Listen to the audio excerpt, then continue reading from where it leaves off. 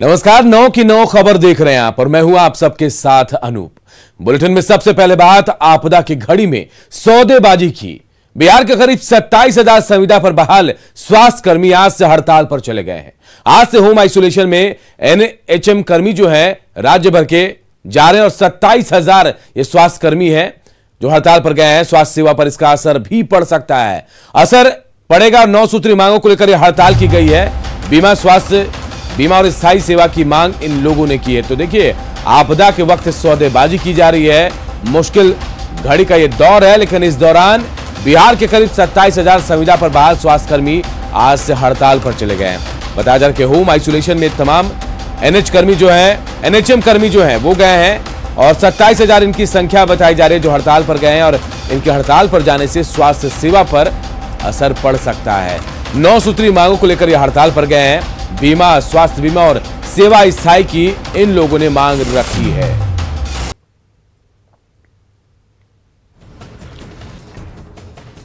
तो देखिए, आपदा है एक तरफ और दूसरी तरफ स्वास्थ्य कर्मी निविदा पर 27,000 जो स्वास्थ्य कर्मियों की भर्ती हुई थी ये सौदेबाजी कर रहे हैं। होम आइसोलेशन पे चले गए हैं 27,000 एनएचएम कर्मी और अब ये कह रहे हैं कि जब तक इनकी मांगे पूरी नहीं होगी तब तक ये वापस नहीं लौटेंगे। इसका असर भी दिख सकता है। आनंद हमारे सहयोगी हमारे साथ इस खबर पर जुड़े हुए हैं।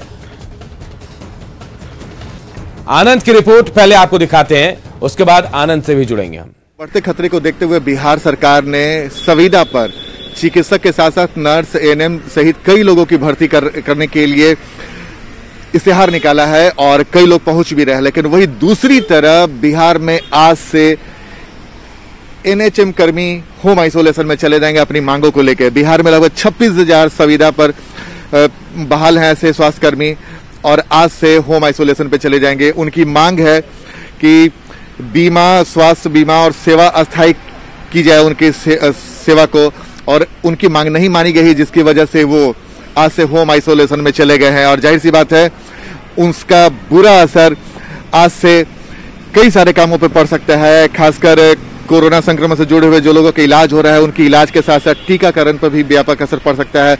टेस्टिंग पे भी बड़ा असर पड़ सकता है।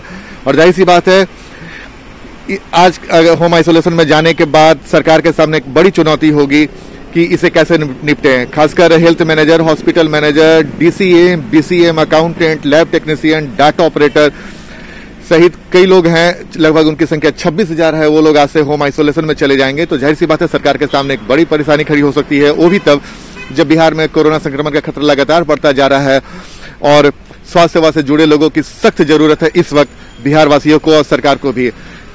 अब इस पूरे मामले पर बिहार सरकार क्या कुछ फैसला करता है ये देखना दिलचस्प होगा। लेकिन आज से अगर होम आइसोलेशन में तमाम एनएचएम कर्मी चले जाएंगे तो स्वास्थ्य व्यवस्था को कैसे पटरी पर लाएगी बिहार सरकार, ये देखना बेहद दिलचस्प होगा। कैमरामैन सुबोध के साथ आनंद अमृतराज, न्यूज 18 नेटवर्क, पटना। तो देखिए, 27,000 स्वास्थ्य कर्मी जो है वो आज से होम आइसोलेशन पर जा रहे हैं।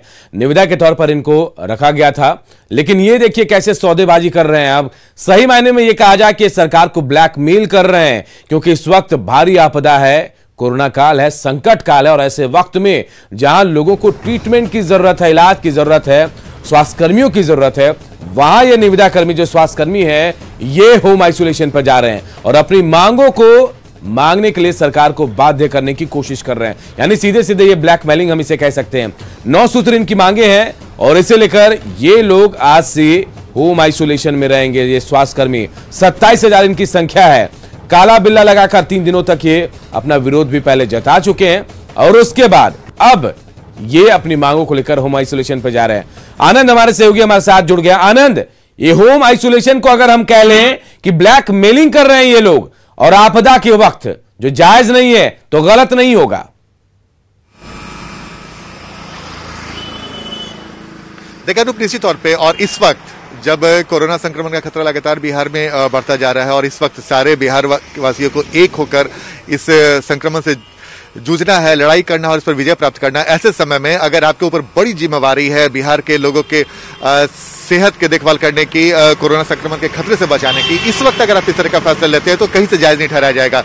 आपकी मांग है, आप अपनी मांग को सकारात्मक तरीके से सरकार तक पहुंचा सकते हैं, लेकिन आपको जिस तरीके से 26,000 से ज्यादा कर्मियों ने इस तरीके से होम आइसोलेशन में रहने का फैसला किया, अनूप इसे किसी तरीके से जायज नहीं ठहराया जा सकता।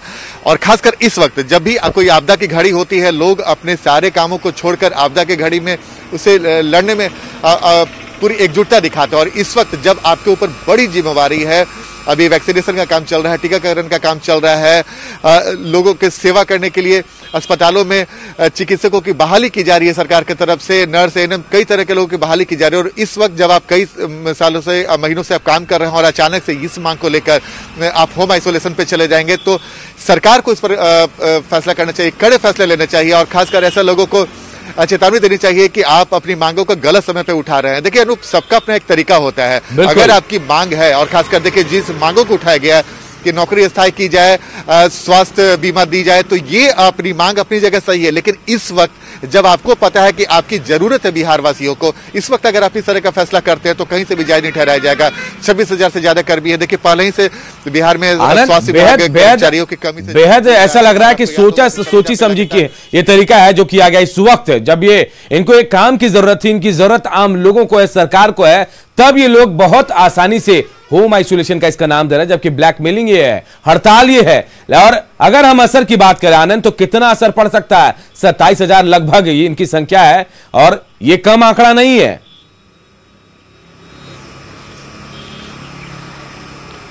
बिल्कुल, देखिए अनूप, बिहार के कई इलाकों, कई जिलों में वैक्सीनेशन का काम चल रहा है, टीकाकरण का काम चल रहा है, जो कोरोना संक्रमण के मरीज है उनका इलाज चल रहा है, उनके देखभाल के लिए इन लोगों को तैनात की गई है। तो जाहिर सी बात है संख्या बड़ी है, 26,000 से ज्यादा संख्या है ऐसे कर्मियों की, तो वो संख्या बड़ी है और कई सारे काम प्रभावित होते हैं। जैसा कि मैंने आपको बताया, कोरोना संक्रमण के मरीजों के इलाज की जिम्मेवारी है, वैक्सीनेशन का काम है, रजिस्ट्रेशन का काम है, कई तरह के ऐसे काम है जो इन लोगों के मार्फत होता है।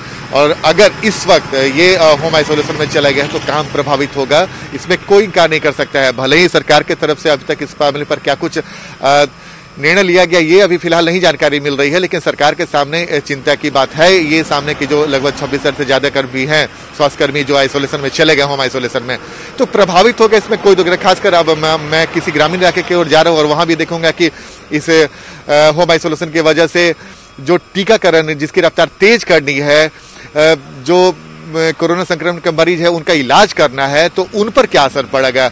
और ये देखना दिलचस्प होगा कि इस पूरे मामले पर चूंकि आज से होम आइसोलेशन में चले गए हैं, तो सरकार जल्द से जल्द क्या कुछ कदम उठाती है, इसका अल्टरनेट व्यवस्था क्या कुछ करती है, ये भी देखना दिलचस्प होगा। लेकिन फिलहाल तस्वीर यही है कि पहले से ही बिहार में स्वास्थ्य जो विभाग है अपने कर्मियों की कमी से जूझ रहा था, और ऐसे समय में जिनके ऊपर बड़ी जिम्मेवारी दी गई थी, वो अगर जिम्मेदारी से पल्ला झाड़कर इन लोगों ने आपदा के वक्त होम आइसोलेशन में जाने का फैसला लिया, जो कहीं से भी सही नहीं है। बहुत बहुत शुक्रिया आनंद, हमसे बातचीत करने के लिए, जानकारी देने के लिए।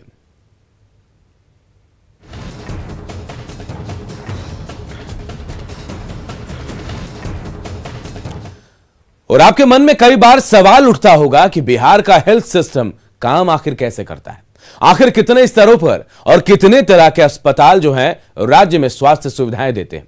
तो आइए आपको समझाते हैं बिहार का हेल्थ स्ट्रक्चर। शुरुआत सबसे निचले स्तर यानी ग्राम पंचायत से करते हैं। तो देखिए, सबसे निचले स्तर पर एपीएससी यानी एडिशनल प्राइमरी हेल्थ सेंटर होता है, और इसके अधीन 2 से 3 पंचायत होते हैं। इन एपीएससी में आयुष चिकित्सक प्रभारी होते हैं। राज्य में एपीएससी की संख्या 1350 है और कुल 2500 आयुष चिकित्सक कार्यरत हैं। सबसे निचले स्तर पर प्राइमरी हेल्थ सेंटर एपीएससी के अधीन 2 से 3 पंचायत आते हैं। एपीएससी में आयुष चिकित्सा प्रभारी है और राज्य में एपीएससी की संख्या 1350 के आसपास है। एपीएससी में कुल 2500 आयुष चिकित्सक जो हैं उनकी तैनाती की गई है और इनके जरिए स्वास्थ्य का पूरा जिम्मा होता है। और देखिए, एपीएससी के बाद पीएचसी यानी प्राइमरी हेल्थ सेंटर होता है। जी हां, प्राइमरी हेल्थ सेंटर इसके बाद आता है, जो हर ब्लॉक में एक होता है, इसकी संख्या 1 होती है। यहां भी आयुष चिकित्सक ही मरीजों का इलाज करते हैं, लेकिन कई पीएचसी में एमबीबीएस डॉक्टर भी कार्यरत हैं। पीएचसी में ज्यादातर ओपीडी मरीजों को देखा जाता है। एपीएचसी के बाद पीएचसी यानी प्राइमरी हेल्थ सेंटर है, और इसके बाद हम आपको बता दें कि हर ब्लॉक में एक प्राइमरी हेल्थ सेंटर होता है। पीएचसी में आयुष चिकित्सक जो है वही इलाज करते हैं। कई पीएचसी में एमबीबीएस डॉक्टर भी तैनात हैं। और इसके बाद होता है अनुमंडल अस्पताल। यह हर अनुमंडल में होता है। इन अनुमंडल अस्पतालों में एमबीबीएस चिकित्सक यानी एमबीबीएस के जो डॉक्टर हैं वो मरीजों का इलाज करते हैं। अनुमंडल में अनुमंडल अस्पताल होता है, एमबीबीएस डॉक्टर की तैनाती यहां होती है और ये मरीजों का इलाज करते हैं। बिहार में इनकी संख्या जो है, अनुमंडल अस्पताल की संख्या 225 है। इसके अलावा देखिए एमबीबीएस डॉक्टर यहां मरीजों का इलाज करते हैं। प्राइमरी हेल्थ सेंटर के बाद अनुमंडल अस्पताल का स्थान है और एक अनुमंडल अस्पताल हर अनुमंडल में होता है। इसके बाद चौथे स्तर पर होता है सदर अस्पताल। जी हां, सदर अस्पताल हर जिले में होता है। बिहार में कुल 38 सदर अस्पताल है। ओपीडी के अलावा इमरजेंसी मरीजों का भी यहां इलाज होता है। सिविल सर्जन की सीधी निगरानी में यह सदर अस्पताल चलता है। तो अनुमंडल के बाद सदर अस्पताल का स्थान आता है। हर जिले में एक सदर अस्पताल होता है। बिहार में कुल 38 सदर अस्पताल हैं और ओपीडी के अलावा इमरजेंसी में जो मरीज आते हैं उनका इलाज चलता है और सिविल सर्जन यहां पूरी निगरानी सदर अस्पताल पर रखते हैं। इसके ऊपर आता है मेडिकल कॉलेज। मेडिकल कॉलेज में सभी प्रकार की चिकित्सा सुविधा जो है वो उपलब्ध होती है। यहां पर हर तरह के मरीजों का इलाज भी होता है। और फिलहाल बिहार की बात करें तो बिहार में 9 मेडिकल कॉलेज पूरी तरह से फंक्शनल है।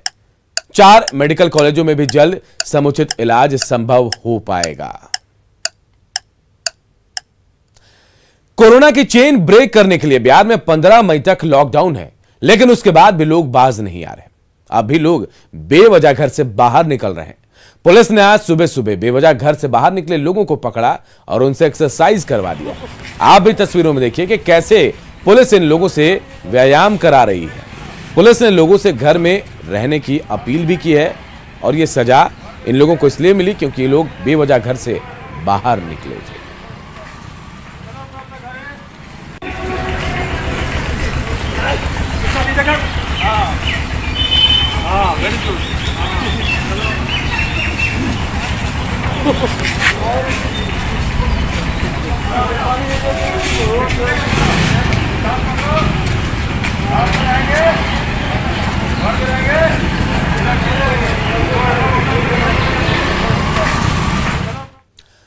इधर कैमूर में भी प्रशासन लापरवाही बरतने वाले लोगों पर सख्त है और सजा के साथ जुर्माना भी काटा जा रहा है।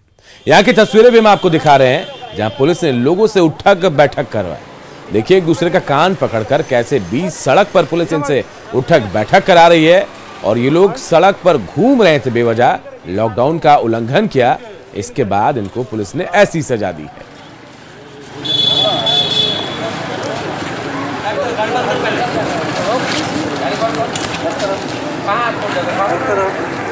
बीस बार गिनना, हम नहीं गिन रहे हैं, अपना गिनना तुम लोग।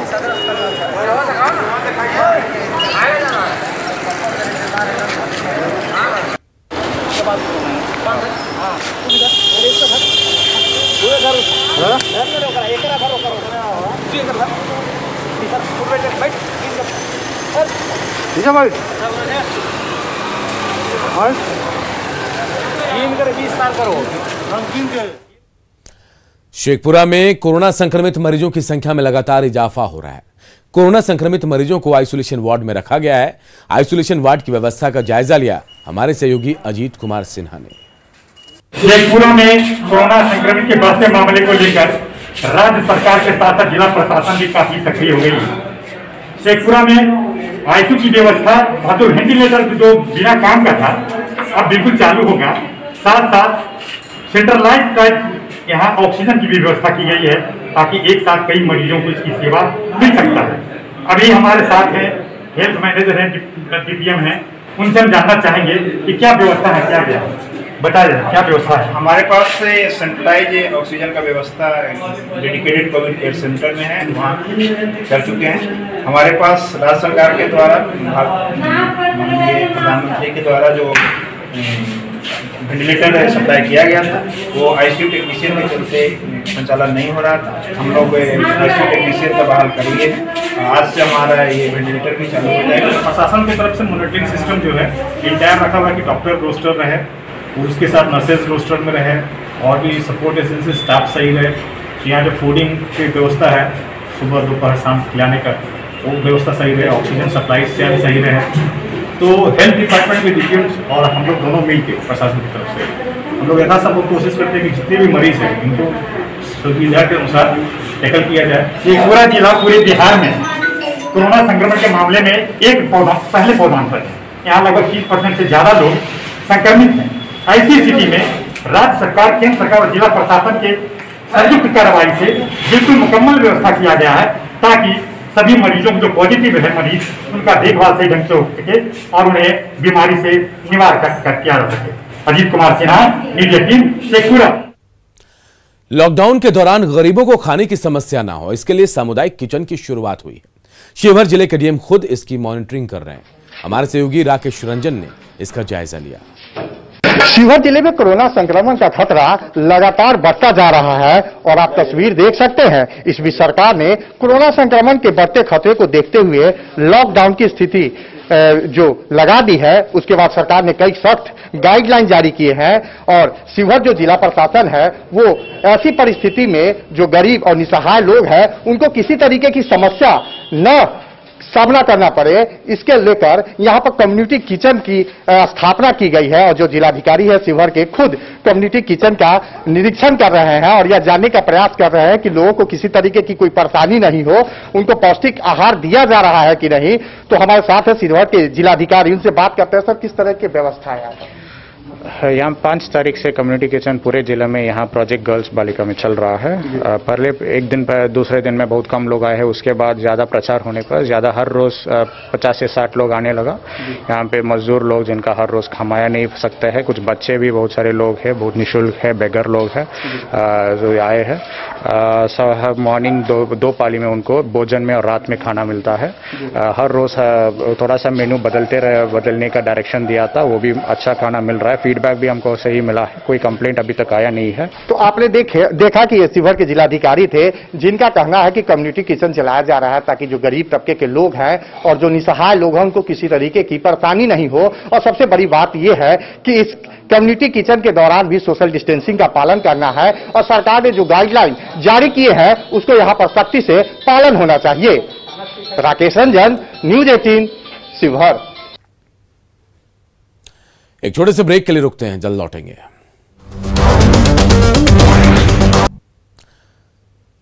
चाईबासा में सामाजिक दूरी के नियम का पालन कराने के लिए पहुंची पुलिस की टीम पर लोगों ने ही हमला बोल दिया।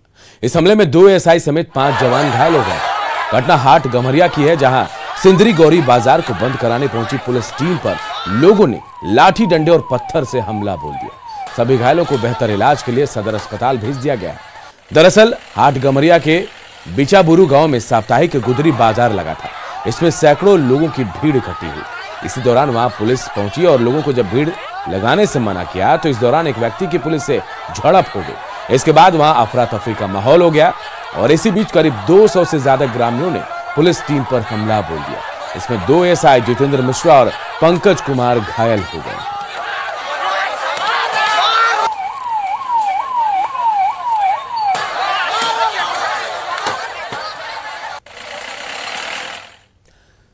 पूर्व सांसद और जाप प्रमुख पप्पू यादव को मधेपुरा कोर्ट ने 14 दिनों की न्यायिक हिरासत में भेज दिया है।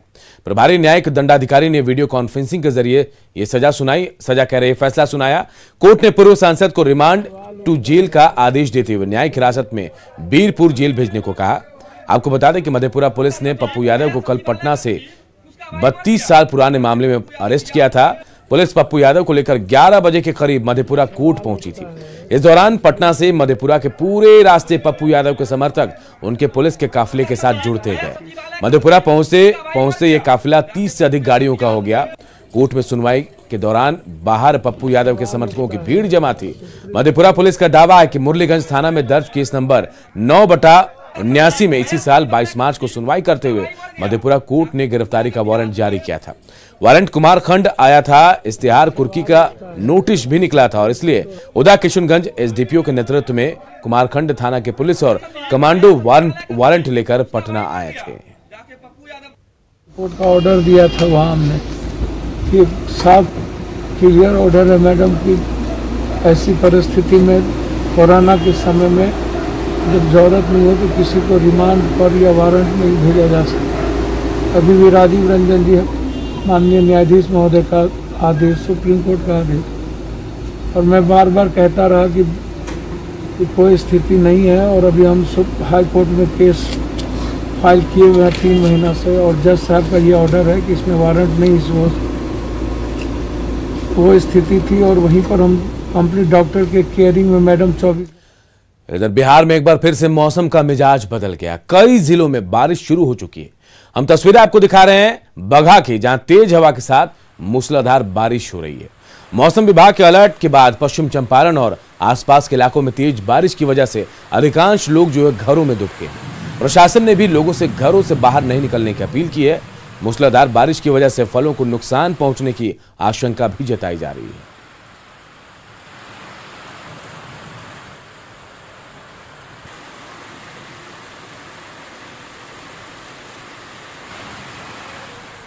और इस बुलेटिन में इतना ही, लेकिन खबरें लगातार जारी है। देखते रहिए न्यूज़ 18 बिहार झारखंड।